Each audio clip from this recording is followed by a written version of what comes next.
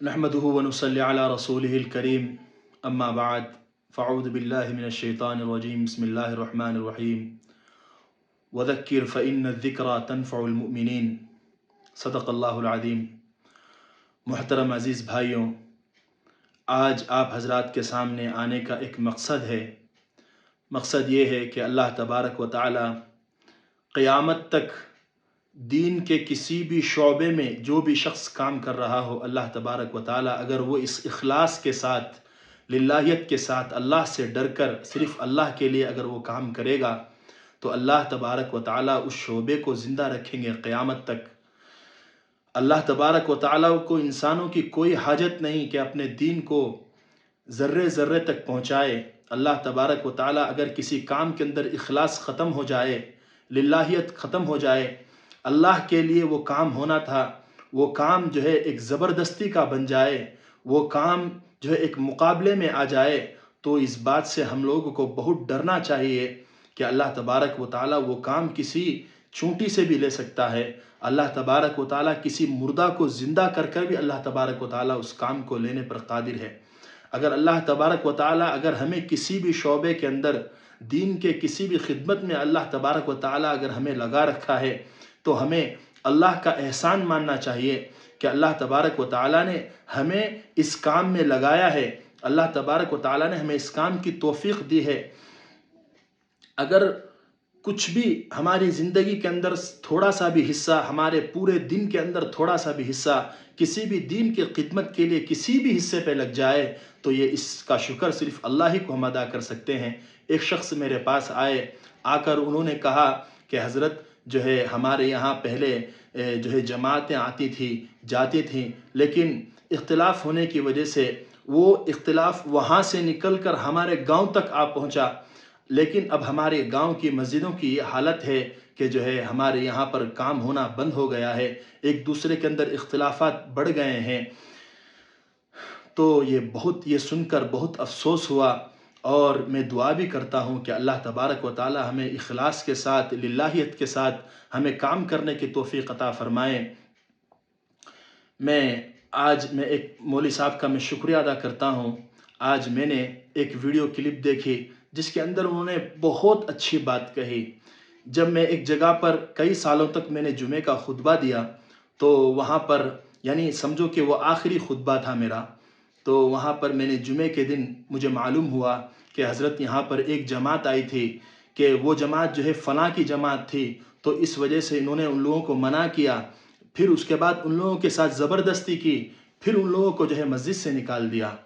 تو جمعے سے پہلے جب مجھے یہ بات میرے کان میں آئی تو میں نے ان سے ایک بات کہی، میں نے کہا دیکھیے کہ یہ کام جو ہے اللہ کا کام ہے، اس کے اندر جو ہے زور زبردستی نہیں چلے گی، آپ لوگ جو ہے مل بانٹ کر محبت کے ساتھ اس کام کو کیجئے۔ ہاں اختلاف ہوا ہے، یہ اختلاف ہمارے سروں کے اوپر ہے، یہ علماء کا اختلاف ہے، لیکن میں یہ نہیں کہتا کہ آپ جس بھی عالم، جس بھی اس میں لگے ہوئے ہو ان کی بات آپ نہ مانیں، میں ایسی بات ہرگز نہیں کہتا، لیکن کوئی بھی بڑا عالم ہو یا کوئی بھی بڑا ذمہ دار ہو وہ تو یہ بات تو نہیں کہتا ہوگا کہ کوئی جماعت یا کوئی اللہ کے لیے کوئی اپنے اللہ کے گھر پہ آ جائے تو اس کو وہاں سے نکال دیا جائے، اس کو وہاں سے بھگا دیا جائے، ایسا کوئی نہیں کہتا۔ تو بہرحال میں نے جب یہ بات کہی، میں نے کہا کہ ہر مسجد میں آنے والے کا استقبال کیا جائے، جو بھی اللہ کے گھر میں آئے تو اس کا اکرام کیا جائے، اس کو اخلاص کے ساتھ، اکرام المسلمین کے ساتھ، کیونکہ اس کا اکرام کیا جائے۔ اس کے ساتھ اگر آپ کام کر سکتے ہیں تو الحمدللہ کام کیجئے، اگر آپ کو ان کے ساتھ اختلاف ہے تو آپ اس اختلاف کو دور کیجئے۔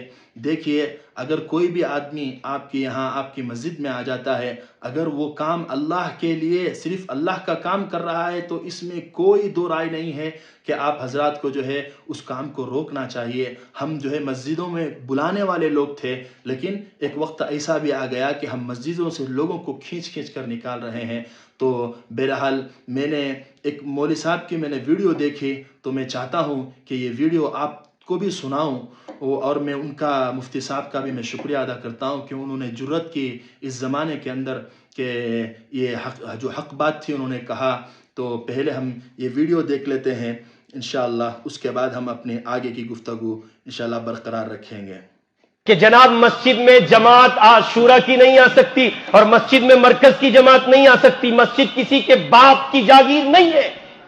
اس میں عوام کو آگے بڑھنا چاہیے اور عوام کو آگے آ کر ان تمام تر تفریقات کا خاتمہ کرنا چاہیے. مسجد مسجد ہے، اللہ کا گھر ہے، وہ کسی کے باپ کی جاگیر نہیں ہے. مسجد میں اگر شورا کی جماعت آتی ہے تو اس کا بھی استقبال ہوگا اور مرکز کی جماعت آتی ہے تو اس کا بھی استقبال ہونا چاہیے اور ہوگا، اس لیے کہ وہ سب اللہ کے بندے ہیں، اللہ کی بات کر رہے ہیں. اور اگر ان میں سے کوئی اللہ کی بات نہیں کرتا تو پھر اس کا اعلان ہو کہ وہ اللہ کی بات نہیں کرتا ہے. اور اگر بات اللہ کی ہے، دین محمد کا ہے اور پھیلاتے بھی محمد کا دین ہے، پھر تفریق کیوں ہونا؟ کیا حیثیت رکھتی ہے تفریق؟ کیوں آپ ایک دوسرے کو گھور کر دیکھتے ہیں؟ کیوں آپ ایک دوسرے کو گمراہ کہتے ہیں؟ کیوں آپ ایک دوسرے کو کہیے کہ کفر تک لے جاتے؟ ہرگز اس بات کی اجازت نہیں دی جا سکتی.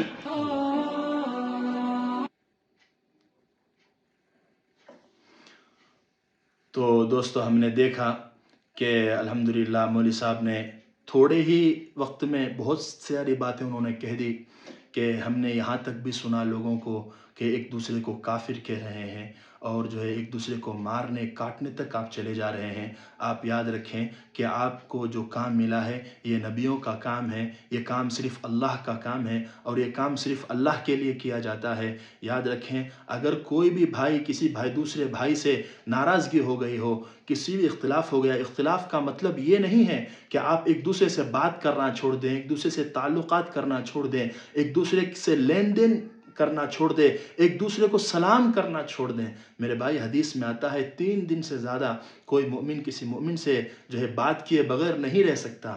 یہ ان تمام باتوں کا خیال رکھنا چاہیے. اب ان باتوں کو آپ حضرات چھوڑیے کہ اوپر اختلاف کیا ہوا تھا، انہوں نے کیا کہا تھا، مولانا نے کیا کہا تھا، شورا والے نے کیا کہا تھا، سعد صاحب والوں نے کیا کہا تھا، مرکز والوں نے کیا کہا تھا. یہ تمام باتیں ہمیں چھوڑ کر ہمیں چاہیے کہ صرف ہمارے محلے کے اندر کام چل رہا ہے یا نہیں. اگر ہمارے مولوی صاحب نے جس طرح، مفتی صاحب نے جس طرح کہا کہ ہماری مسجد کے اندر کوئی آدمی دین کا کام لے کر آیا ہے تو اس کا استقبال کریں. ہاں اگر واقعتاً کوئی آدمی فتنہ مچانے آیا ہے، کوئی آدمی جو ہے فساد کرنے آیا ہے تو لوگوں کو اختیار ہے، گاؤں والوں کو اختیار ہے کہ جو ہے اس سے مل بیٹھ کر بات کر کے اس کا جو کچھ مسئلہ ہے اس کو حل کریں. بہرحال میرا مقصد کسی کا دل دکھانا نہیں ہے، کسی کو بات سمجھانا نہیں ہے. بس میں صرف اتنا کہنا چاہتا ہوں کہ جو ہے اللہ تبارک و تعالیٰ سے تمام امت مسلمہ ایک ہو کر توبہ کریں اور دعا کریں. ہمارے اوپر مختلف حالات ہیں، ہم لوگ مختلف حوالات سے گزر رہے ہیں. یاد رکھیں کہ اللہ تبارک و تعالیٰ نے ہمیں ہاتھ دیے، پیر دیے، کان دیا، ناک دیا، منہ دیا. کتنی بھی چیزوں کا ہم اگر شکریہ ادا کریں گے تو ہم اس کا شکریہ ادا نہیں کر سکتے ہیں.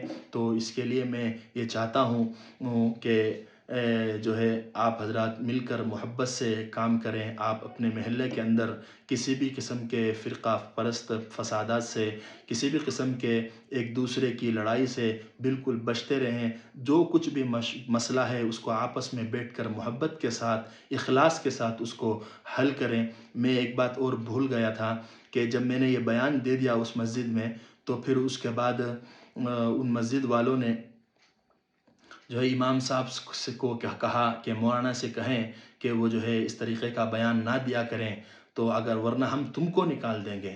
انا للہ و انا الیہ راجعون.